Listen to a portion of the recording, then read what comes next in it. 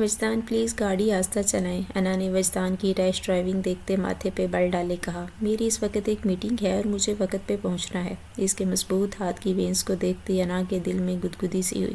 کنکھیوں سے اسے دیکھا، ہلکی براؤن داڑھی اور اسپیس کی مقناطیسی آنکھیں، جن میں زیادہ تر تو انا دیکھ ہی نہیں پاتی تھی، اور پھر اس کے گلے کی گلٹی۔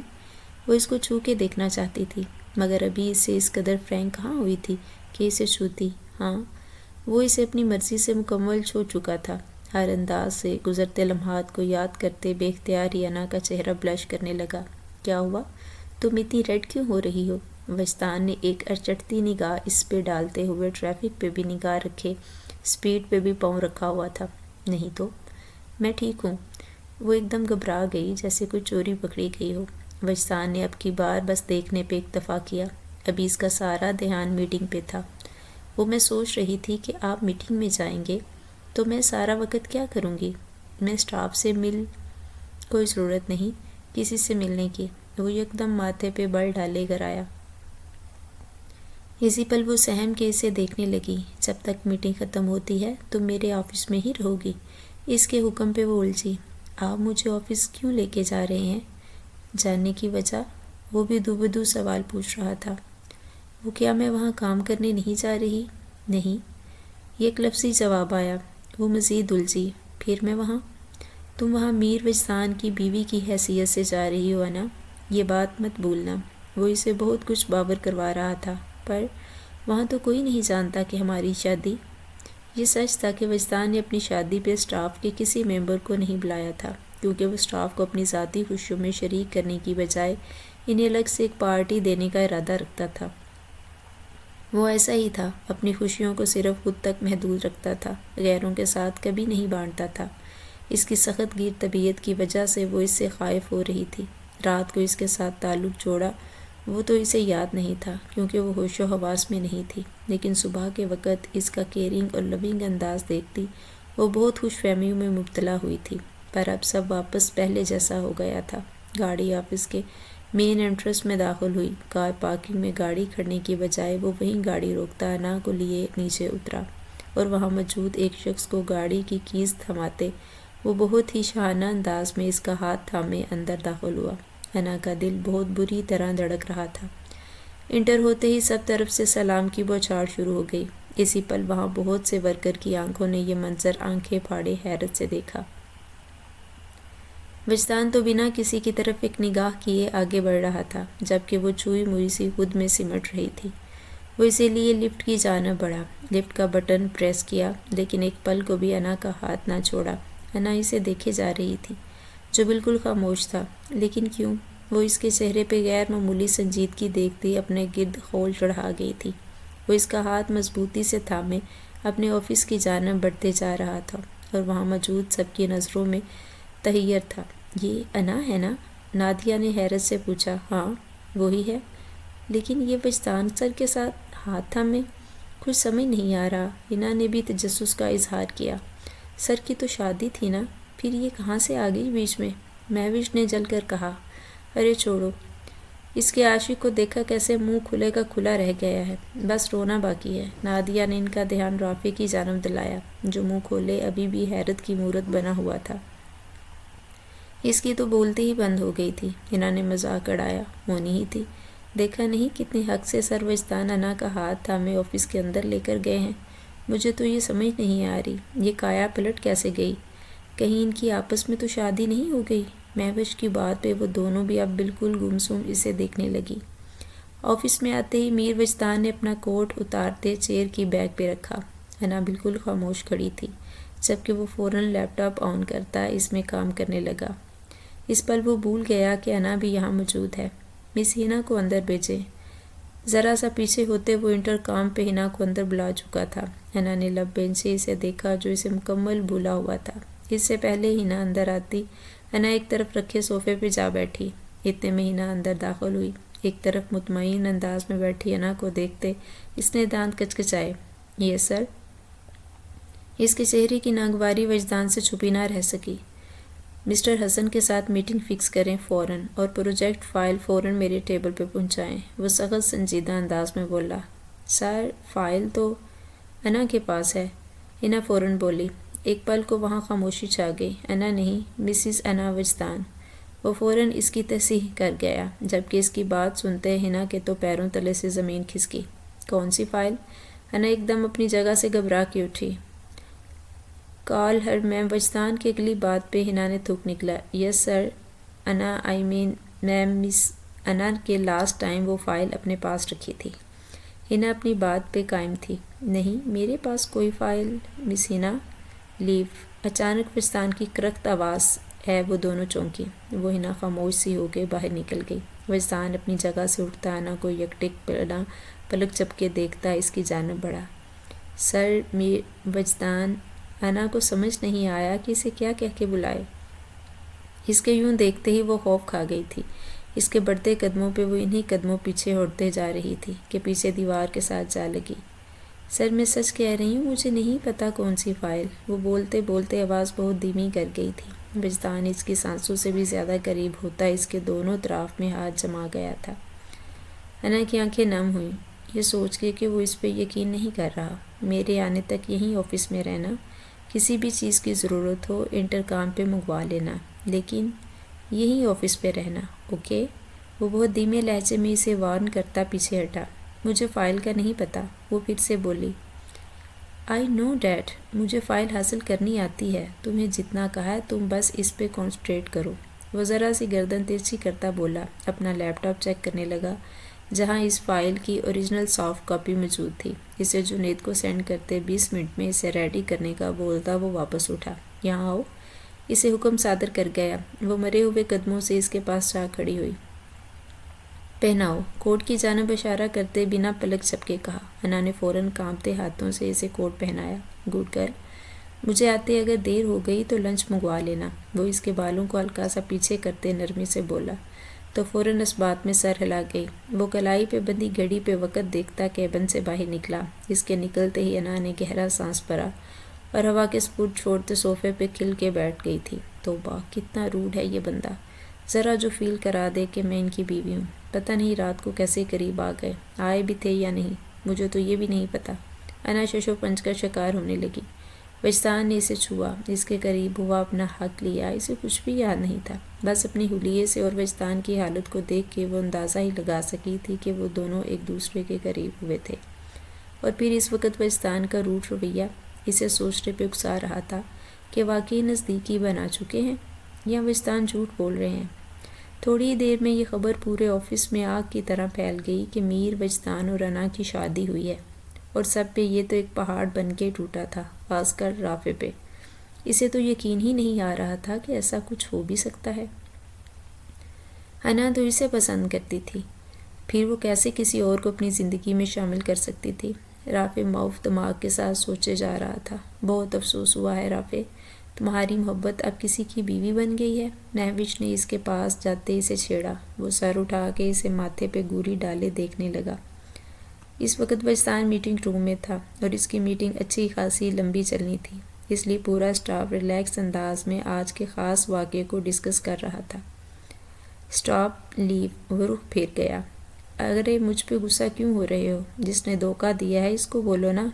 مہوش نے جلدی پہ تیل کا کام کیا۔ وہ آگ بھڑکا رہی تھی اور آگ بھڑک گئی تھی۔ انا جو بہت بے چین روح کی طرح اندر آفس میں بیٹھی مسلسل بور ہو رہی تھی، موبائل پہ اپنی دوست کولیگ سے میسیجز پڑھ کے وہ زیر لب مسکرائی۔ وہ اسے مبارکباد دے رہی تھی اور اسے ملنے کو بے چین تھی۔ انا کچھ سوچتے ہوئے باہر نکلی اور سیدھا کشف اور منہا کے پاس جا پہنچی، جو حقیقتاً اس کی اچھی کولیگز تھی۔ اسے یہاں جاب کرتے زیادہ عرصہ نہیں ہوا تھا، اس لیے بہت زیادہ کلوزنس اس کی کسی کے ساتھ بھی نہیں تھی سوائے کشف، منہا اور رافع کے۔ وہ اس وقت وہ دل کے ہاتھوں مجبور ہوتی منہا اور کشف کے پاس پہنچتی، انہیں گلے سے لگا چکی تھی۔ انہوں نے بھی بہت پرتپاک انداز میں اسے ویلکم کیا۔ تم نے تو شوق ہی لگا دیا سب کو نا، یہ کیسا سرپرائز ہے؟ وہ خوش دلی سے پوچھ رہی تھی، کیونکہ انا کے چہرے پہ ایک شرمگی مسکان تھی جس سے یہ احساس ہو رہا تھا کہ وہ اس بنے نئے رشتے سے بہت خوش ہے۔ خوش قسمتوں کے کھیل ہیں یار، مجھے تو ابھی تک یہ محسوس ہی نہیں ہو رہا کہ میں مسز وجدان بن گئی ہوں۔ وہ دھیمے سے بولی، کیا آپ دونوں کی لو میرج ہے؟ منہا نے وہ سوال کر لیا جس پہ ایک پل کو انا کے چہرے پہ تاریک سایہ لہرایا۔ نہیں، یہ بابا کا فیصلہ تھا۔ وہ اب کی بار سنجیدگی سے بولی، اور اگر میں غلط نہیں تو یقیناً سر وجدان کی شادی تمہاری بہن سے ہونے والی تھی۔ پھر تم کیسے ان کی بیوی بن گئی؟ اچانک اپنے عقب سے رافع کی آواز سنتے وہ بری طرح چونکی اور پلٹ کے اسے دیکھا۔ اس کی آنکھیں شدت سے سرخ ہو رہی تھیں، جیسے خود سے بے مشکل ضبط لیے کھڑا ہوا ہو۔ انا کا دل زوروں سے دھڑکا۔ اگر وجدان نے اسے یہاں دیکھ لیا تو نہ جانے کیا کر گزرے۔ میں بعد میں بات کرتی ہوں۔ انا کشف اور منہا سے اجازت لیتے وہاں سے ہٹتی واپس وجدان کے کیبن کی طرف بڑھی، جبکہ رافع اس کے پیچھے ہی لپکا اور غصے سے اس کی کلائی کو تھامے اپنی جانب کھینچا۔ یہ منظر وہاں موجود سب کولیگز نے دم سادے دیکھا تھا۔ کیا بدتمیزی ہے یہ؟ ہاتھ چھوڑو میرا، وہ غصے سے دبا دبا کر آئی۔ ہاتھ تو تم چھڑا چکی ہو، لیکن اتنا بڑا دھوکہ دوگی یہ اندازہ نہ تھا۔ رافع بھی اپنا غصہ دباتا تھوڑا نزدیک ہوا۔ بہیو یور سیلف رافع، اگر تم نے میرا ہاتھ نہ چھوڑا تو سب کے سامنے مجھ سے تھپڑ پڑ جائے گا۔ وہ خود پہ ضبط کرتے بولی۔ تم مجھے مارو گی؟ وہ حیرت سے آنکھیں پھیلا گیا۔ نا تم اتنی جلدی کیسے بدل گئی؟ وہ حیران ہوا، اور اگلے پل انا نے جھٹکے سے اپنی کلائی چھڑائی۔ دور رہو مجھ سے رافع، ورنہ… وہ انگلی اٹھا کے وارن کر رہی تھی کہ تبھی کانفرنس روم کا دروازہ کھلا اور اسی پل وجدان اسی طرف آتا دکھائی دیا۔ سبھی اپنے اپنے کاموں میں جت گئے۔ انا کا سانس اٹکا۔ اس نے منع کیا تھا کہ وہ باہر نہ نکلے، اور یہاں تو وہ رافع کے ساتھ کھڑی تھی۔ نہ جانے وجدان کیا سمجھتا۔ وہ وہاں سے فوراً وجدان کے روم کی جانب بڑھی۔ اسی پل رافع نے بھی اپنا رخ دوسری جانب کر لیا۔ یہ منظر وجدان کی زیرک نگاہوں سے چھپا نہ رہ سکا۔ انا اس کے کیبن میں جا چکی تھی جبکہ وجدان اب رافع کے پاس آن کھڑا ہوا۔ وجدان کی انگارہ اور سرخ نگاہیں اس پر تھیں۔ وہ سخت نظروں سے اسے دیکھ رہا تھا۔ وجدان کا بس نہیں چل رہا تھا کہ وہ رافع کو اسی وقت زندہ زمین میں گاڑ دے۔ Go back to your work, وہ اسے سخت سرد انداز میں کہتا بہت کچھ باور کروا گیا تھا۔ رافع نے ایک نظر اسے دیکھا اور اپنی سیٹ کی جانب بڑھ گیا۔ وہ وجدان سے پنگا نہیں لے سکتا تھا۔ وہ بہت اثر و رسوخ والا بندہ تھا۔ اس سے پنگا لینے کا مطلب تھا خود کو برباد کرنا۔ اس کے ہٹتے ہی وجدان کیبن میں داخل ہوا۔ دروازہ لاک کر گیا۔ انا کے گھبرائے ہوئے اس نے دیکھا۔ کیا اس نے مجھے دیکھ لیا رافع سے بات کرتے؟ یہ ایک سوال وہ 100 دفعہ خود سے پوچھ چکی تھی۔ وجدان کی سرد نگاہوں کو وہ اپنے جسم میں گڑتا ہوا محسوس کر رہی تھی۔ وہ اپنے ہاتھ میں پکڑے موبائل کو ٹیبل پہ ایک طرف رکھتا اس کی جانب پیش قدمی کر گیا۔ ایک بار وہ پھر اس سے خوف کھا گئی۔ کچھ بول کے گیا تھا؟ وہ اس کے بے انتہا قریب ہوتا بنا پلک جھپکے اسے دیکھتے بولا۔ وہ اکلائی تھی۔ انا وجدان، کچھ پوچھ رہا ہوں تم سے۔ وہ اسے ایک دم پیچھے لے جاتا دیوار کے ساتھ پن کر گیا۔ بھول گئی ہو اپنی حیثیت؟ اب تم انا جنید نہیں، مسز انا وجدان ہو۔ وہ اس کے چہرے کے بہت قریب ہوتا بولتا اس کی دھڑکنیں منتشر کر رہا تھا۔ اپنے ہوش و حواس میں وہ پہلی بار یوں قریب آتا اس کی دھڑکنوں میں تال میل پیدا کر رہا تھا۔ وہ اپنی پلکیں جھکا گئی جبکہ سانس گہرے ہوئے۔ مسز انا وجدان، اپنی حیثیت کے مطابق بیہیو کرو، ورنہ… وہ اس کے اطراف سے ہاتھ اٹھاتا اس کی دھڑکنوں پہ سختی سے رکھتا اسے پل میں باور کروا گیا کہ وہ اس کی ملکیت ہے اور اس پہ صرف اسی کا حق ہے۔ اس پل انا نے پلکیں اٹھائیں، حیرت سے اسے دیکھا جو ابھی تک اس کی دھڑکنوں پہ قبضہ جمائے ہوئے اسے سلگتی نگاہوں سے دیکھ رہا تھا، جبکہ وہ اس کے یوں دیکھنے پر وجدان کی گریبت سخت ہو رہی تھی۔ وہ بے اختیار سسکی بھر گئی تو وجدان نے اپنے ہاتھوں کی گردش روک دی اور کھینچ کے اسے اپنے سینے میں بھیجا۔ مجھے مجبور مت کرنا کہ میں وہ کر جاؤں جو میں سوچ بھی نہیں سکتا۔ مجھے جھوٹ اور بے وفاؤں سے نفرت ہے، یاد رکھنا۔ اگر کبھی مجھے دھوکہ دینے کا سوچا تو وجہ نہیں جانوں گا، سیدھا اوپر پہنچاؤں گا۔ وہ اس کی ناک کے ساتھ ناک رب کرتے ہونٹوں کے ساتھ ہونٹوں کو مس کیے اس کی سانسیں گہری کر گیا۔ وہ جانتا تھا کہ سامنے کھڑی لڑکی اس سے بہت خوف کھاتی ہے۔ شادی کی پہلی رات جس طرح اس نے اپنی محبت کا اظہار کیا تھا، وہ اسے وجدان سے تھپڑ پڑا تھا، وہ ابھی تک اسی کے زیر اثر تھی، اور وجدان کو اتنا تو یقین تھا کہ چاہے کچھ بھی ہو جائے وہ بے وفائی کبھی نہیں کرے گی۔ ابھی وہ اسے مزید کچھ کہتا کہ اس کے موبائل پہ کال آنے لگی۔ وہ انا کو وہیں چھوڑتا موبائل کی جانب بڑھا۔ ڈیڈ اس کالنگ دیکھتا وہ فوراً کال ریسیو کر گیا، لیکن مقابل اس کے ڈیڈ نہیں تھے۔ کہاں ہے ڈیڈ؟ وہ گھبرایا۔ ہاسپٹل۔ اس کے پیروں تلوں سے زمین کھسک رہی تھی۔ انا بھی گھبراتے ہوئے اس کے پاس آ گئی۔ وہ فوراً کال بند کرتا گاڑی کی کیز اٹھاتا باہر نکلا۔ انا بھی اس کے پیچھے ہی نکلی تھی۔ دونوں عجلت میں آفس کی بلڈنگ سے نکلتے گاڑی کی جانب بڑھے۔ اسی وقت وجدان کے چہرے کے تاثرات انتہائی سخت تھے اور فکر مندی الگ۔ گاڑی کو خاموشی لیکن تیزی سے پارکنگ سے نکالتے وہ روڈ پہ ڈال چکا تھا۔ سیٹ بیلٹ باندھو۔ وہ پریشانی کی حالت ہونے کے باوجود انا سے لاپرواہ نہیں تھا۔ اس کی بات سنتے انا نے فوراً سیٹ بیلٹ لگایا اور اسے دیکھنے لگی، جس کا دھیان مسلسل ڈرائیونگ اور ونڈ سکرین پہ تھا۔ اس وقت چار نفوس کے وہاں موجود ہونے کے باوجود ایک دل چیر دینے والی خاموشی تھی۔ یہ نکاح حیدر صاحب کی عزت پہ وار کرنے کے لیے کیا گیا تھا، انہیں نیچا دکھانے کے لیے، ان کو سب کے سامنے بے عزت کرنے کے لیے۔ وہ بدلہ لینا چاہتا تھا اپنا بیٹا ہونے کا ان کے دوسرے بیٹے سے، اور یہ وار کرنے والا کوئی اور نہیں، ان کا اپنا بڑا بیٹا تھا، ہشام حیدر، جو ان کی پہلی بیوی کی اولاد تھا، جسے وہ حق نہ دے سکے اور ان کی پسند تھا، لیکن ان کے خاندان کی نہیں تھی۔ باپ نے مجبور کیا، جان کی دھمکی دی تو وہ ہشام کی والدہ کو سامنے نہ لا سکے اور دوسری شادی کر لی۔ یہ بات شازیہ برداشت نہ کر پائیں اور 1 سال کے بیٹے ہشام کو لے کر غائب ہو گئیں۔ حیدر کی زندگی سے بہت خاموشی سے نکل گئی۔ ایک ٹھیس سی ان کے دل میں اٹھی تھی۔ آج وہ اتنے عرصے بعد انہیں اپنے ہونے کا احساس دلا رہا تھا اور اپنے بیٹے سے سب ایکسپیکٹ نہیں کر سکتے تھے، لیکن اس قدر صفاقی اور نفرت نہیں۔ آپ ہمیشہ میرا حق مارتے آئے ہیں۔ ہشام کے دکھ اور غسیلی بری آواز سنتے وہ ہوش میں آئے۔ پہلی بار میں نے مارا حق آپ کے بیٹے کا۔ اس کے الفاظ نے حیدر صاحب کی عزت کا مینار گرا دیا، جبکہ وہ دونوں باپ بیٹی ابھی تک بت بنے کھڑے تھے۔ میں نے اپنا بدلہ لیا ہے آپ سے مسٹر حیدر، اور آپ کی بات بنا جھجکے بنا ڈرے ان کے سامنے کھڑا آنکھوں میں آنکھیں ڈال کے بولتا انہیں اندر ہی اندر سسکنے پر مجبور کر گیا، جبکہ بظاہر وہ بالکل خاموش کھڑے تھے۔ درد ہو رہا ہے نا آپ کو یہاں؟ نہ جانے کیسے، لیکن ہشام کو ان کے دل کا درد اپنے دل میں اٹھتا محسوس ہوا، تو ان کے دل کے مقام پہ انگلی رکھے دھیرے سے بولا، جبکہ لہجے میں دنیا جہان کی تھکن تھی، جب مجھے اور میری ماں کو چھوڑا تب یہ درد نہیں جاگا؟ اس کے ایک سوال نے ساری حقیقت واضح کر دی، اس کے اس عمل کی وضاحت دے دی۔ تمہارا قصوروار تو میں تھا نا، پھر تم مجھے سزا دیتے، اس معصوم بچی کو کیوں مہرا بنایا؟ وہ دکھی ہوتے بولے۔ ان کی بات پہ جنید صاحب اور بسمہ کی نظریں اس وجیحہ مرد کے چہرے کے گرد طواف کرنے لگی۔ ان کا ہر عضو سماعت بن کے جیسے اسے سننے کو بے چین ہوا تھا۔ صحیح کہہ رہے ہیں آپ، مجھے آپ سے بدلہ لینا چاہیے تھا، پر تکلیف زیادہ دینا چاہتا تھا آپ کو، تاکہ سخت رنج میں مبتلا ہوں اپنے ایک بیٹے کے لیے دوسرے بیٹے کی وجہ سے۔ اوپس سوری، خود کو آپ کا بیٹا کہہ دیا، آپ کو برا تو نہیں لگا؟ وہ تو مسخرانہ انداز میں بولا۔ دیکھو ہشام، تمہاری جو بھی ناراضگی ہے مجھ سے ہے، تمہارے گلے شکوے مجھ سے ہیں، میں نے تمہیں تکلیف پہنچائی، میری ذات تمہاری ماں کے لیے دکھ اور درد کا باعث بنی، تمہیں جو سزا دینی ہے مجھے دے سکتے ہو، لیکن بسمہ تو بے قصور ہے، اس سب کے بیچ اس کا کیا تعلق؟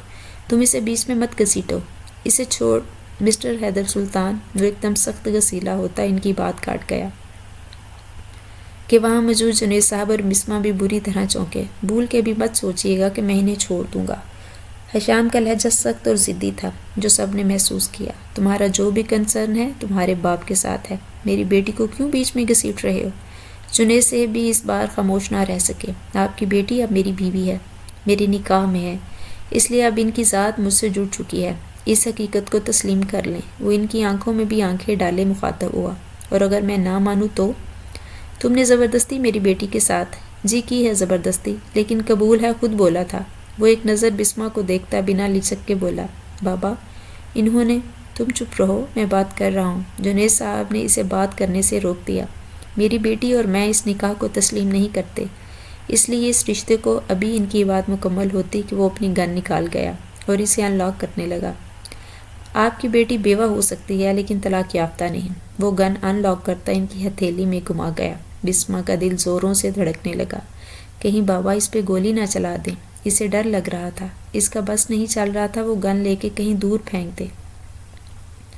جنید صاحب بالکل ہی خاموش ہوتے اسے دیکھنے لگے، مانا کہ سب بدلہ اور غصے میں تھا۔ لیکن میرا رشتہ ان کے ساتھ مکمل ہے، میں مر تو سکتا ہوں لیکن انہیں چھوڑ نہیں سکتا۔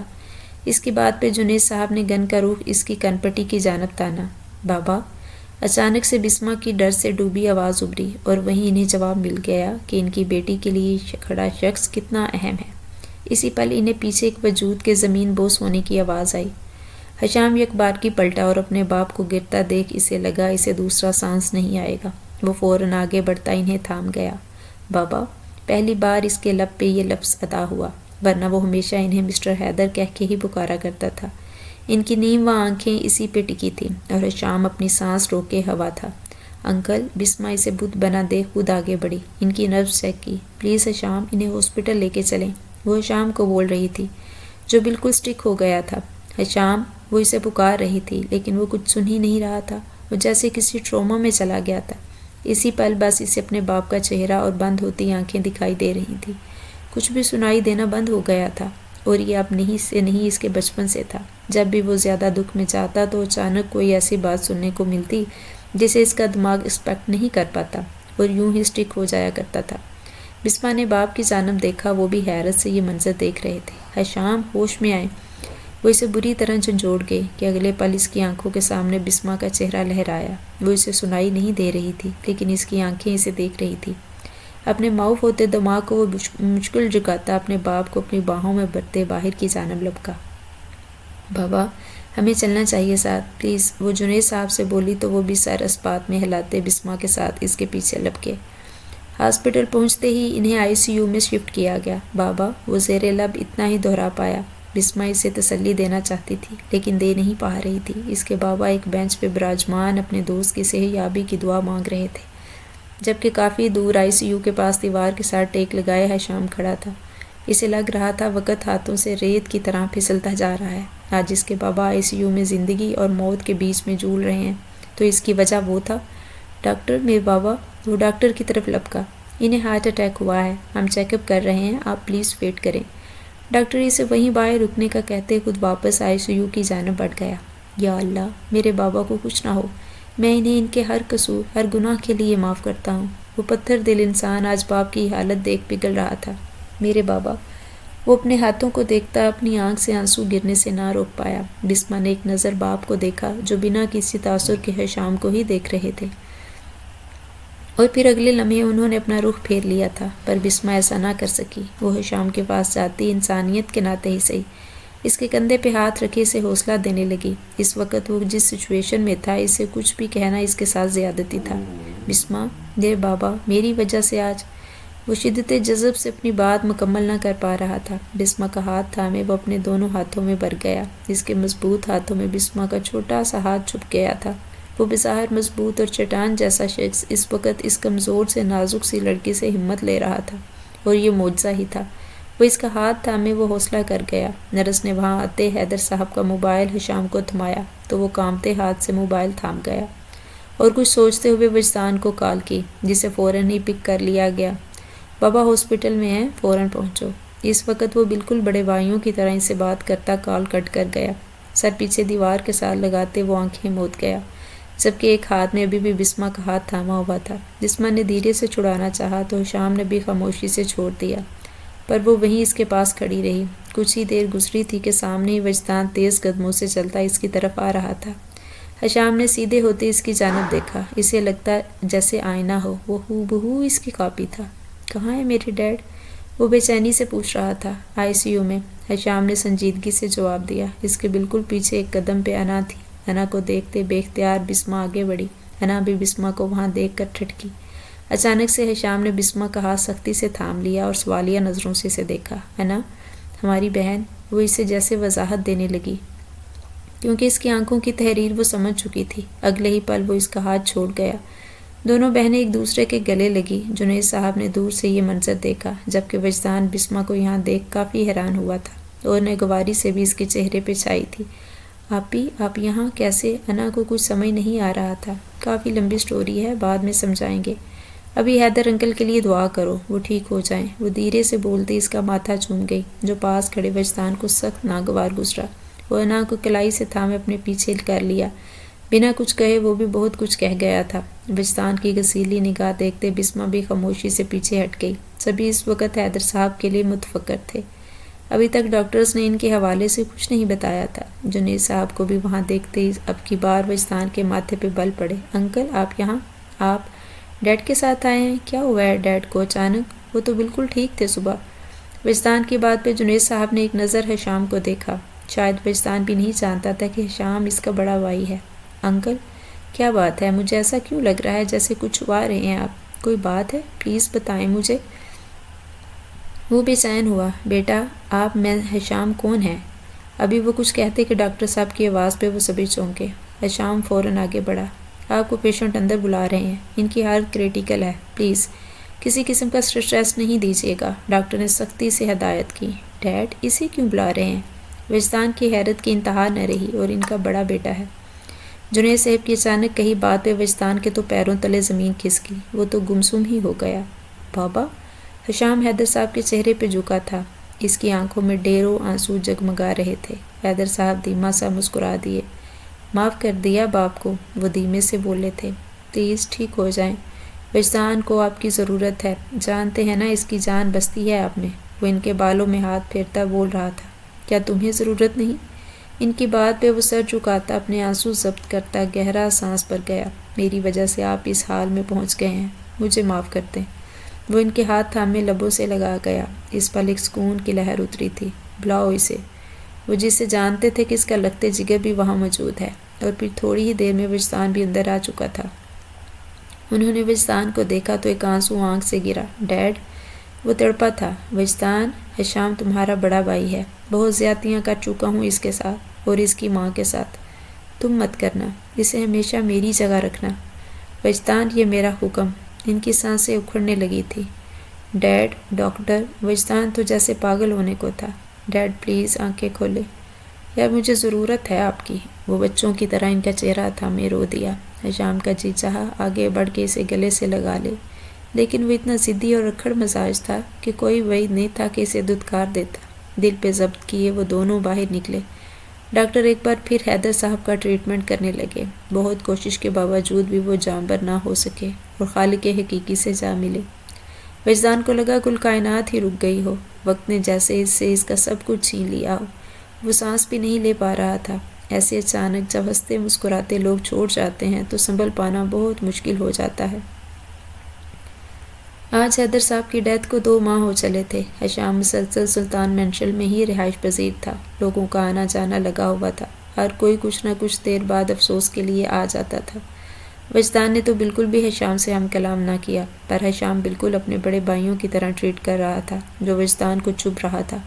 وہ روم میں آیا تو بسمہ اور انا دونوں سر جوڑے بیٹھی تھی، کچھ بات کر رہی تھی کہ اسے دیکھتے چپ ہو گئی۔ وہ دھیرے دھیرے چلتا ان کے پاس آیا۔ اچھا انا، ہم چلتے ہیں، پھر آئیں گے۔ بسمہ فوراً اٹھ گئی۔ 1 منٹ، اس کے اٹھنے پہ وجدان اسے روکا تو وہ تھم گئی۔ مجھے جاننا ہے اس دن کیا ہوا تھا جو ڈیڈ ایک دم اس دنیا سے چلے گئے، انہیں ہارٹ اٹیک آیا، ایسی کیا بات ہوئی جو وہ سن نہیں پائے؟ ہمیں نہیں پتا، بسمہ نے نظریں چراتے کہا۔ جھوٹ۔ وجدان ایک قدم آگے بڑھا کہ بسمہ ایک قدم پیچھے ہوئی۔ وجدان، اچانک سے انا نے کھڑے ہوتے ہی اسے پکارا تو ہاتھ اٹھا کے اسے وارن کر گیا۔ اس دن وہ آپ کے گھر گئے تھے، کیا ہوا تھا وہاں؟ مجھے سب جاننا ہے۔ ہشام وہاں کیسے پہنچا؟ بتاؤ مجھے، وہ سخت غصے سے پوچھ رہا تھا۔ ہم نے کہا نا، ہم نہیں جانتے کچھ۔ بہتر ہوگا آپ اپنے بھائی سے پوچھ لیں۔ بسمہ دھڑکتے دل لیکن پورے اعتماد سے بولتی دروازے کی جانب بڑھ گئی۔ جانچتی تھی وجدان اسے منہ سے ہی روک سکتا ہے، زور زبردستی تو وہ کر نہیں سکتا۔ مت بتاؤ، پتہ تو میں لگا لوں گا، لیکن اگر ان سب کے بارے میں تم جانتی ہوئی تو تمہیں بھی سزا ملے گی، یاد رکھنا۔ وہ اسے سخت انداز میں وارن کر رہا تھا۔ وہ ناک سے مکھی اڑاتے باہر نکل گئی۔ وجدان سخت گوری سے انا کو نوازتے باتھ روم میں گھس گیا۔ اس میں اب مجھے کیوں گور رہے ہیں؟ میں نے کیا کیا؟ وہ منہ بنا کے بڑبڑائی۔ اپنے موبائل پہ آتی کال پہ وہ چونکی۔ ان نون نمبر سے کال آ رہی تھی، وہ ایک دم ہی پک کر گئی۔ ہے نا؟ کال مت کاٹنا پلیز۔ دوسری جانب سے رافع کی آواز سنتے وہ ٹھٹکی۔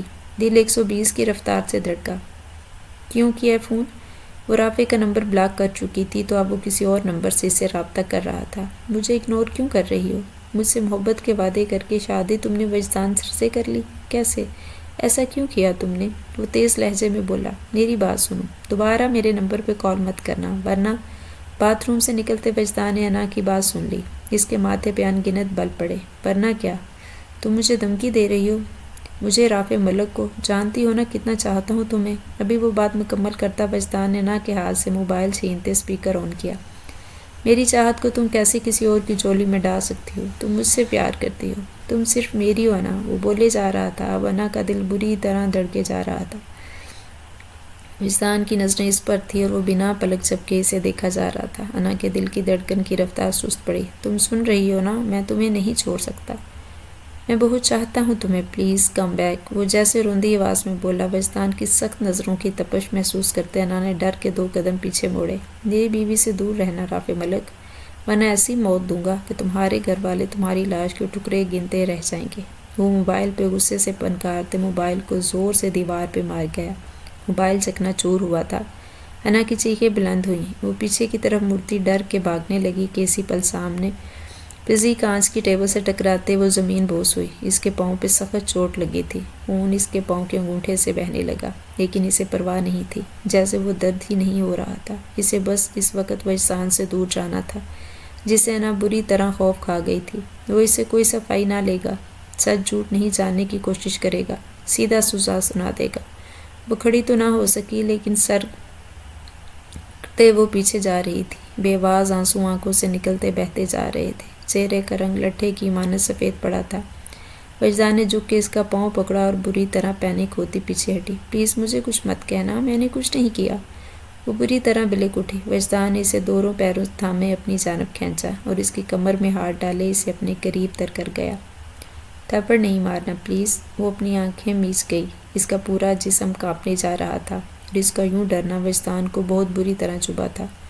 وہ جانتی تھی اس کے ساتھ وہ اپنا تعلق بنا چکا تھا، اب ان باتوں کی گنجائش کہاں تھی، پھر بھی وہ اس سے ڈر رہی تھی۔ وہ خاموشی سے اسے باہوں میں بھرے اٹھاتا کوچ پہ بٹھا گیا اور اس کے پاؤں کا زخم صاف کرنے لگا۔ انا کے اعصاب ڈھیلے پڑنے لگے، وہ اسے مار نہیں رہا تھا بلکہ اسے زخم پہ مرہم رکھ رہا تھا۔ اسے اتنا گہرا زخم آیا ہے، لیکن اس کے باوجود وہ ذرا سی بھی نہ سسکی تھی۔ اس کے پاؤں پہ بینڈیج کرتا وہ اپنے ہینڈ واش کرتا واپس آیا اور وہیں بت بنی بیٹھی تھی۔ وجدان نے اسے اپنی باہوں میں بھرا تو وہ سٹپٹا گئی، اس کے گلے کے گرد بائیں حائل کیے تو وجدان اسے دیکھے چلا گیا، اسے بستر پہ لٹاتا، اس کے ماتھے پہ لب رکھتا، وہ اس کا دوپٹہ اتارتا ایک طرف رکھتا، لائٹس ڈم کر گیا۔ وہ بری طرح گھبرانے لگی۔ کیا ہوا؟ تم ایسا کیوں لگا کہ میں تمہیں کچھ برا بھلا کہوں گا یا ماروں گا؟ وہ تکیے پہ سر رکھتا لیٹ گیا تو اسے اپنے اوپر کر گیا۔ اس کے سینے پہ لیٹی وہ بری طرح لرز رہی تھی، اس کا نازک وجود تھر تھراتا محسوس کرتے وجدان کے دل کی سپیڈ بڑھتی گئی۔ میں نے اس کا نمبر بلاک، مجھے نہیں پتا کیسے کسی اور نون نمبر سے، وہ ہکلاتے ہوئے صفائی دے رہی تھی۔ مجھے یقین ہے تم پہ پاگل نہیں ہوں کہ اتنی سی بات پہ تم پہ شک کروں۔ اس کے گالوں سے اپنے لبوں کو لگاتا اسے جرجری لینے پہ مجبور کر گیا۔ اتنا گھبرا کیوں رہی ہو؟ پہلی بار تو نہیں چھوڑا۔ وہ اس کی دھڑکنوں پہ لب رکھتا اس کے مسلسل لرزتے وجود پہ چوٹ کر گیا۔ وہ اسے کیا بتاتی کہ اسے تو اب بھی ہوش و حواس میں اس کا لمس محسوس ہو رہا تھا، ورنہ بے ہوشی کے عالم میں تو وہ اسے کچھ بھی یاد نہ تھا۔ وہ دھیرے دھیرے اس پہ چھانے لگا کہ انا کی سانسیں گہری ہوتی۔ انا آر یو اوکے؟ وہ اسے تکیے پہ لٹاتے خود اس کے اوپر آتا فکر مندی سے پوچھ رہا تھا۔ میرا سانس رک رہا ہے، وہ آنکھیں سختی سے میچے گہرے سانس بھرتے بولی۔ کیا ہوا ایسا؟ کیا میرا چھونا برا لگ رہا ہے؟ پہلے تو تم اتنا پینک نہیں ہوئی، تو آج کیوں؟ وہ اس کا گال سہلاتا پوچھتا فکر مند ہوا تھا۔ پہلے میں ہوش میں کہاں تھی؟ وجدان کچھ پتہ ہی نہیں چلا، روانی سے اس کے منہ سے نکل گیا۔ اگلے پل اس کا رنگ ایک دم سرخ ہوا تو وہ کروٹ بدل گئی۔ اس کی بات پہ وجدان کے جذبات میں ایک دم تو غیانی سی مچی تھی۔ اس کے لمس کا اس کی بیوی کو یاد ہی نہیں، اور یہ بات تو اسے مزید اکسا رہی تھی کہ وہ اس کی کمر پہ لگی ڈوروں کو کھینچ کے توڑ گیا۔ اس کی قمیض کو نیچے کی طرف سرکاتا اس کی سانسیں گہری کر گیا۔ اس کی ورنہ پشت پہ لب رکھے تو وہ بیڈ شیٹ کو مٹھیوں میں جکڑ گئی۔ آج ایسے چاہوں گا کہ ایک ایک لمس میرا یاد رکھو گی۔ وہ اپنے کہے پہ وہ عمل کرتا، ہاتھ بڑھاتا اس کی کمر میں بازو حائل کیے، ذرا سا اوپر کرتے اس کی دھڑکنوں پہ قابض آیا۔ وہ سسکی۔ وجدان کا ایک ایک لمس اسے واقعی جری جری لینے پر مجبور کر رہا تھا۔ ڈر لگ رہا ہے یہ؟ وہ اس کی بیک گردن پہ لب رکھے اسے جھٹکے سے اپنی طرف موڑتا گمگیر لہجے میں بولا۔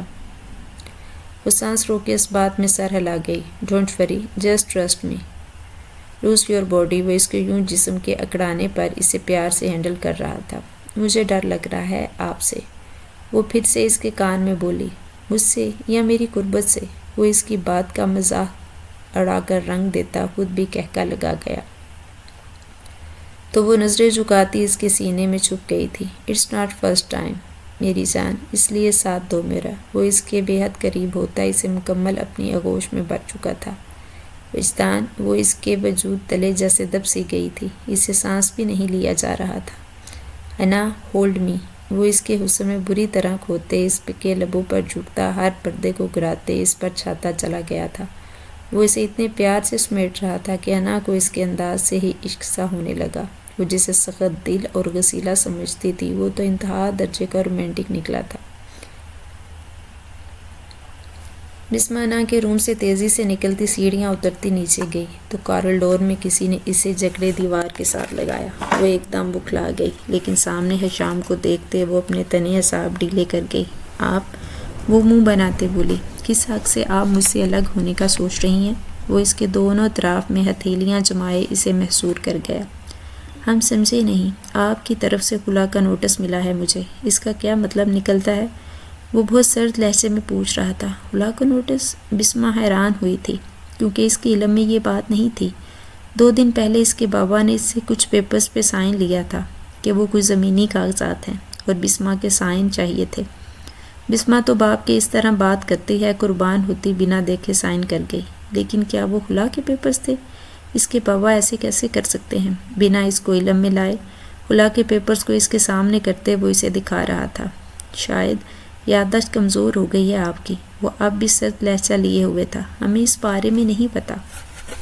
شاید یہ سب بابا نے، وہ منمنائی تھی۔ بھلے جن حالات میں ان کا نکاح ہوا تھا، لیکن وہ نکاح کا تو سوچ بھی نہیں پا رہی تھی۔ سامنے کھڑا شخص اس کے دل میں گھر کر چکا تھا، بنا دستک دیے سیدھا دل پر براجمان ہوا تھا، تو وہ کیسے اس سے الگ ہو سکتی تھی؟ مجھے بھی اندازہ تھا، اس لیے آپ سے پیار سے بات کر رہا ہوں، ورنہ آپ اس وقت میرا وہ روپ دیکھتی جو میں ہرگز نہیں چاہوں گا کہ آپ دیکھیں۔ آپ مجھے دھمکی دے رہے ہیں؟ بسمہ نے ماتھے پہ بل ڈالے گورا۔ نہیں، بالکل نہیں، بہت بگڑا نواب ہوں میں، آپ کی خاطر سدھر رہا ہوں، کوشش کیجئے گا پھر سے نہ بگڑوں، ورنہ بگڑ کے بہت سے خواب ہوں گے میں۔ وہ اسے 1 انچ کے فاصلے پہ کھڑا ہوتا ہے، اس کے تیکھے لبوں کو مخمور نگاہوں سے دیکھتے بہت دھیرے سے بولا، ہمیں دیر ہو رہی ہے، گھر۔ بسمہ اس کی وارفتگی سے گھبرا گئی تھی۔ اسے پھاڑ کر جائیں، وہ خلا کا نوٹس اس کے سامنے کر گیا۔ ایک پل کو بسمہ چپ سی ہو گئی۔ حشام کی آنکھوں میں کچھ تو تھا کہ وہ اس کے خلاف نہ جا سکی، اور اس کے ہاتھ سے لیتے ان پیپرز کو پھاڑ دیا۔ سویٹ ہارٹ، وہ ذرا سا آگے جھکتا اس کے گال پہ لب رکھ گیا۔ بسمہ تو سن کے ہی رہ گئی تھی۔ میں چھوڑ آتا ہوں، بہت جلد آپ کو اپنی دستری میں لے لوں گا۔ وہ اس کا پورے حق سے تھامے مین گیٹ کی جانب بڑھا، اور وہ بھی اس کے ساتھ کھینچتی چلی گئی تھی۔ تم یہاں؟ اچانک حشام کو بسمہ کے ساتھ اندر آتا دیکھ جنید صاحب کے ماتھے پہ بل پڑے تھے۔ اپنی بیوی، اپنی امانت کو چھوڑنے آیا ہوں، لیکن ٹھیک 1 ہفتے بعد لینے آؤں گا۔ اپنی بیوی کی رخصتی؟ وہ ان سے بنا سلام دعا کیے سیدھے مدعے پہ آیا تھا۔ کیوں آگے تم؟ خلا کا نوٹس ملا نہیں تمہیں؟ وہ جو اتنے دھڑلے سے پھاڑ دیے آپ کی بیٹی یعنی میری بیوی نے۔ اس کی بات کاٹنے پہ جنید صاحب نے حیرانی سے بیٹی کو دیکھا۔ جانتے ہیں کیوں؟ کیونکہ آپ کی بیٹی بھی میرے ساتھ گھر بسانا چاہتی ہے، اور آپ کو ہمارے فیصلے میں ہمارا ساتھ دینا چاہیے۔ فیصلہ؟ ساتھ؟ جنید صاحب بڑکے، اور اگلے ہی لمحے بسمہ کو حشام کی جانب دھکا دیا اور بری طرح لڑکھڑائی، لیکن حشام نے اسے اپنی مضبوط باہوں میں سما لیا۔ اور میرا فیصلہ یہ ہے کہ اسے اسی وقت لے کے چلے جاؤ یہاں سے۔ آج کے بعد میرا اس سے کوئی تعلق نہیں۔ بابا؟ وہ حیرت زدہ رہ گئی، اسے یقین نہ آیا کہ اس کے بابا اس سے یوں پیش آئیں گے۔ پر کیا تمہارا باپ؟ چلی جاؤ یہاں سے، اگر تمہیں میرا فیصلہ قبول نہیں تو پلٹ کے مت آنا۔ اور انتہائی غصے سے کہتے رخ پھیر گئے۔ تیز بابا، سنیں تو، ایسا تو مت کریں، تم نے آج ایک بار پھر مجھے شرمندہ کر دیا۔ انکل پلیز ایک موقع تو دیں، مانتا ہوں ساری غلطی میری ہے، اور میں اس غلطی کو سدھارنا بھی چاہتا ہوں۔ آپ پلیز ایک بار میری نظروں سے دور ہو جاؤ تم دونوں۔ وہ حشام کو بھی پش کر گئے، پر وہ ضبط کر گیا۔ نکلو میرے گھر سے۔ وہ ان دونوں کو پش کر رہے تھے۔ بابا ہماری بات سنیں پلیز، ایسا مت کریں۔ وہ روتی رہ گئی، لیکن جنید صاحب نے اس کی ایک نہ سنی اور ان دونوں کو گھر سے نکال دیا۔ بابا، وہ دروازہ پیٹتی رہ گئی۔ کتنی دیر وہاں بیٹھی رہی، لیکن دروازہ نہ کھلنا تھا نہ کھلا۔ بسمہ اٹھ جاؤ پلیز، وہ اسے اٹھاتا اپنے ساتھ کھڑا کر گیا۔ چھوڑے ہمیں، سب آپ کی وجہ سے ہوا ہے، ہمارے بابا اور ہمارے بیچ دیوار بن گئے ہیں آپ، کبھی معاف نہیں کریں گے آپ کو۔ وہ روتے ہوئے اس کے سینے پہ مارتے جا رہی تھی اور حشام بالکل چپ چاپ اس کے چھوٹے ہاتھوں سے تھپڑ کھا رہا تھا۔ وہ اس کے سینے پہ سر رکھے ہچکیاں بننے لگی کہ حشام نے اسے اپنی باہوں میں بھر لیا۔ ہمیں نہیں جانا آپ کے ساتھ۔ وہ اس کے ساتھ چپکی اس سے دور ہونے کی بات کر رہی تھی۔ حشام نے گہری نگاہ اس پہ ڈالی اور اسی لیے بہت آرام اور احتیاط سے گاڑی کی جانب بڑھا۔ اسے پیسنجر سیٹ پہ بٹھاتے ہوئے ڈرائیونگ سیٹ پہ آیا۔ ہماری بات آپ کو سنائی نہیں دے رہی؟ وہ پھر سے بڑکی، جبکہ وہ آگے ہوتے اس کی طرف جھکتا اس کی سیٹ بیلٹ باندھ رہا تھا۔ ایک پل کو بسما اپنی سانسیں ہی روک گئی۔ وہ سانسوں سے بھی زیادہ قریب جو آ گیا تھا اور پھر بہت خاموشی سے پیچھے ہٹتا گاڑی سٹارٹ کر گیا۔ اپنے دل کی بے ترتیب دھڑکنوں کو سنبھالے وہ بالکل خاموشی سے سامنے ونڈ سکرین پہ دیکھنے لگی۔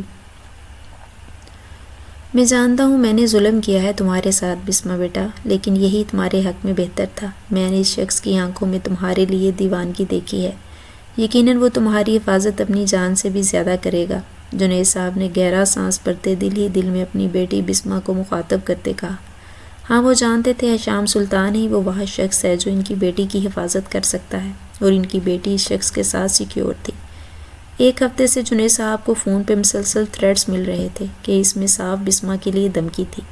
وہ کیسے حفاظت کرتے اپنی جوان بیٹی کی، اس لیے انہوں نے بنا کسی کے علم میں یہ بات لائے بلا کے نوٹس بھیجے تاکہ حشام بھڑکے اور بسما کے لیے سٹینڈ لے، جو 2 ماہ سے بالکل چپ تھا، اور وہ جاننا چاہتے تھے کہ وہ بسما کے لیے کس حد تک سنجیدہ تھا، اور آج جان بوجھ کے بسما کو گھر سے نکال دیا۔ وہ دل برداشتہ ہوتے آنسو بہا رہے تھے، لیکن جانتے تھے ان کی بیٹی کے حق میں یہی صحیح ہے، اور وقت آنے پہ وہ یہ راز کھول بھی دیتے۔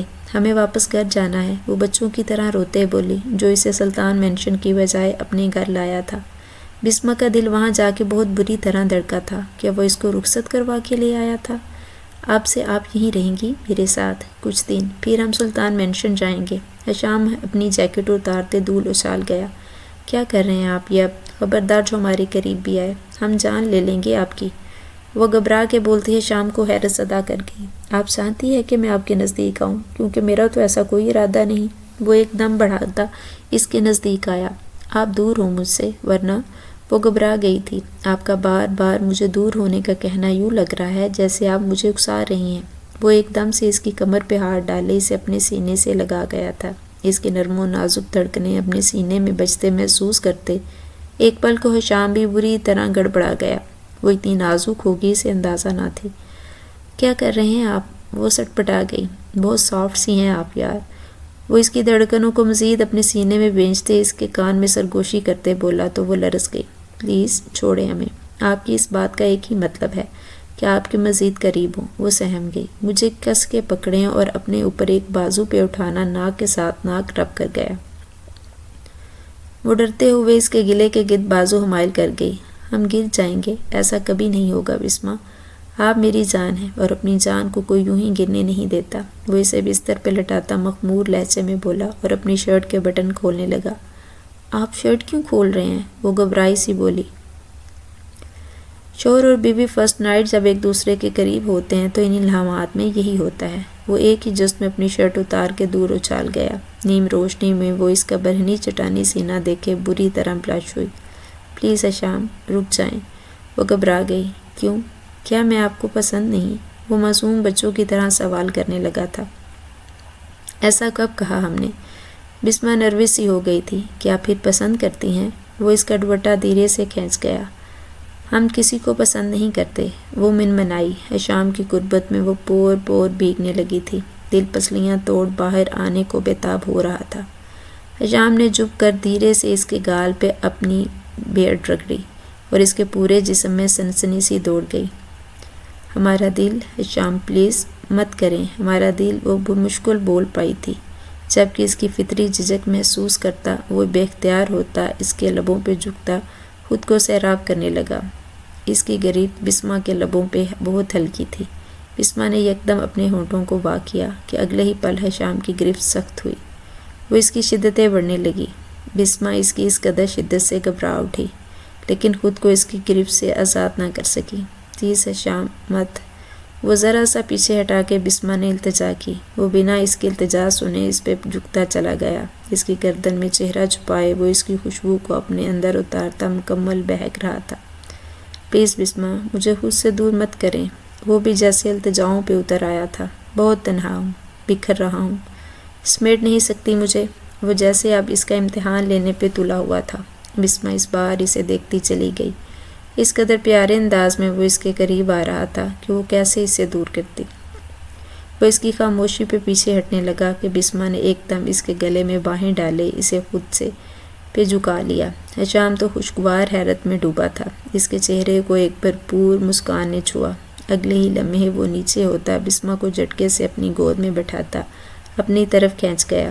ہر پردے سے آزاد کراتے وہ اس پہ سایہ پگن ہونے لگا تھا کہ اس کی میٹھی باری سرگوشیوں کو سنتے بسمہ کی پلکیں لرز رہی تھیں۔ سسکیوں کی گونج سے کمرے کی مانی خیز خاموشی بڑھنے لگی۔ بلاخر وہ دونوں ایک ہو گئے۔ کیا ہوا؟ طبیعت ٹھیک ہے نا؟ وہ خود پہ پرفیوم کی بارش کر رہا تھا کہ پاس کھڑی انا کو چپ چاپ دیکھ پوچھ بیٹھا۔ آپ گھر جلدی آ جائیں گے آج؟ اگر کہتی ہو تو جاتا ہی نہیں۔ وہ پرفیوم ایک طرف رکھتا اس کی کمر میں ہاتھ ڈالے خود سے قریب کر گیا۔ پتہ نہیں کیوں ایسے ہی دل گھبرا رہا ہے۔ وہ اس کے کالر کے بٹن کو چھیڑتی منمنائی تو اس کے سینے پہ سر رکھ دیا۔ تم بھی چلو میرے ساتھ۔ وہ ایک دم فیصلہ کرنے والوں میں سے تھا۔ نہیں، میں نہیں چاہتی۔ وہ یک دم گھبرا گئی، جبکہ اس کی گھبراہٹ کی وجہ وجدان اچھے سے جانتا تھا۔ تو وہ وجہ تو وجدان بہت پہلے ہی ختم کر چکا تھا۔ ڈونٹ بی پینک، چلو تیار ہو، چلیں۔ جہاں وجدان وہاں اس کی انا۔ وہ اسے زبردستی تیار کرتا ساتھ لے جانے لگا۔ باہر نکلا بسمہ اور حشام ناشتے کی ٹیبل پہ دکھائی دیے۔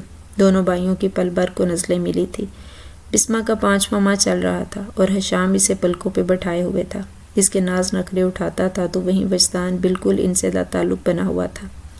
بسمہ اور انا ایک دوسرے کو پیاری مسکان سے نوازا۔ ان چاروں کو ایک ساتھ رہتے تقریباً 6 ماہ ہو گئے تھے۔ پھر بھی سرد مہری دونوں بھائیوں کے بیچ آج بھی قائم تھی۔ بسمہ اور انا نے کافی کوشش کی ان کے بیچ کی کرواہٹ کو کم کرنے کی، لیکن وجدان ہی حشام کو خود سے قریب نہیں آنے دیتا تھا۔ ناشتے کے دوران بالکل خاموشی تھی کہ حشام کے موبائل پہ کال آنے لگی۔ کال جنید صاحب کی تھی۔ اس عرصے میں وہ جنید صاحب حشام کے بہتر ہو گئے تھے۔ حشام نے انہیں اپنی محبت سے جیت لیا تھا اور اپنی ہر بات اپنا ہر دکھ ان سے شیئر کرتے تھے، جبکہ وجدان تھوڑا غسیلا اور اکھڑ مزاج تھا۔ اسے صرف انا ہی ہینڈل کر سکتی تھی۔ جی ٹھیک ہے۔ وہ کال بند کرتا وجدان کو دیکھنے لگا۔ جنید انکل کی کال تھی، وہ چاہتے ہیں آج رات ہم چاروں ان کے گھر دعوت پہ جائیں۔ حشام نے جنید صاحب کا پیغام ان تینوں کے گوشے گزار کیا۔ وجدان نے ایک نگاہ حشام کی جانب دیکھا اور سر جھٹکا۔ انا ناشتہ کرو جلدی، دیر ہو رہی ہے۔ انا کہاں جا رہی ہے؟ بسمہ نے حیرت سے پوچھا۔ وہ آپی وجدان کے ساتھ آفس۔ وجدان کوئی جواب دیتا کہ انا نے فوراً بات اچک لی۔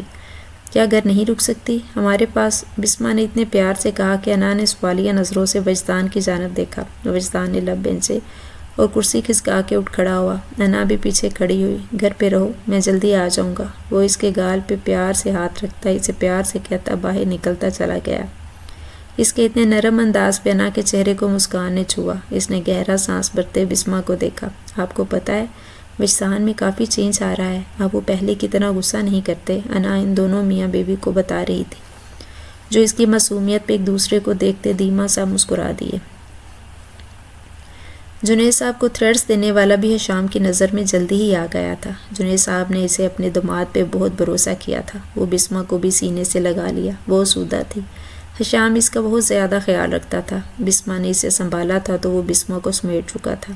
کبھی بھی کوئی انسان پیدائشی برا نہیں ہوتا، معاشرہ اور ارد گرد کے عوامل اسے اچھا یا برا بنا دیتے ہیں۔ حشام نے غلط کیا تھا لیکن اپنی غلطی کو سدھارا بھی۔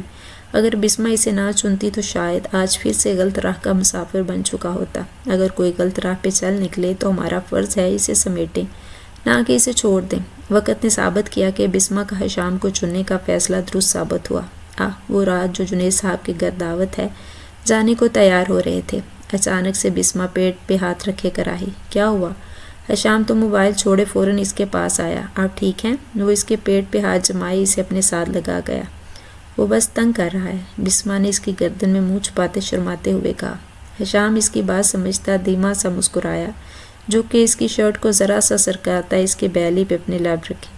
بسمہ تو لرز کے رہ گئی۔ حشام سے کبھی بھی کسی بھی وقت وہ کچھ بھی ایکسپیکٹ کر سکتی تھی۔ اس وقت وہ شرم سے دوہری ہوتی جا رہی تھی جب حشام کے لب اس کے پیٹ پہ مکمل گردش کیے جا رہے تھے۔ حشام پلیز رک جائیں، وہ گہرا سانس بھرتے خمار آلود لہجے میں بولی تو حشام اٹھ کھڑا ہوا اور اس کے ہونٹوں کو اپنی دستری میں لیا۔ مجھے ہمارے بچے کو پیار کرنے سے نہیں روک سکتی ہیں آپ، وہ اس کی کمر میں ہاتھ ڈالے محبت اور جنونیت سے بولا۔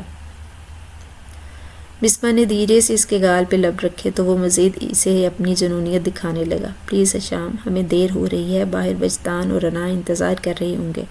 اسے پٹری سے اترتا دیکھ وہ فوراً بولی تو حشام بمشکل خود پہ ضبط کرتا پیچھے ہٹا۔ چلے، لیکن واپس آ کے آپ مجھے نہیں روکیں گی، پرومس۔ وہ اس کو آج جی بھر کے پیار کرنے والا تھا۔ بسمہ مسکرا کے پھر سے اس کی گردن میں منہ چھپا گئی۔ انا اب بتا بھی چکو، کیا سرپرائز تھا؟ وہ اپنی گھڑی کلائی پہ باندھنے انا سے پوچھ رہا تھا جو مسلسل اسے ایک بات کے لیے زج کر رہی تھی۔ کیا فائدہ اتنا سمارٹ ہونے کا، اتنے بڑے بزنس مین ہیں اور ایک سوال کا اندازہ نہیں لگا پا رہے؟ انا نے اس پہ چوٹ کی۔ سیریسلی انا ڈارلنگ، اس سے پہلے کہ تم میرا جلال والا روپ دیکھو فوراً بتا دو کیا بات ہے۔ وہ اس کی کمر میں ہاتھ ڈالے اس کے گال پہ زور سے کاٹتے لو بائٹ بنا گیا۔ وہ سسک کے رہ گئی۔ وجدان، میں نے آپ سے ناراض ہو جانا ہے، آپ نے اب اگر ویمپائرز والی کوئی حرکت کی۔ تم جانتی ہو نا تمہاری ہر بات کا میں الٹ مطلب نکالتا ہوں، کیوں جانے کے وقت میرے جذبات کو ہوا دے رہی ہو۔ منکسک سا تیار سیدھا انا کے دل پہ اتر رہا تھا۔ وہ اس کے پاس ہوتی پہلی بار خود سے اس کے گال پہ لب رکھتی اسے خوشگوار حیرت میں مبتلا کر رہی تھی۔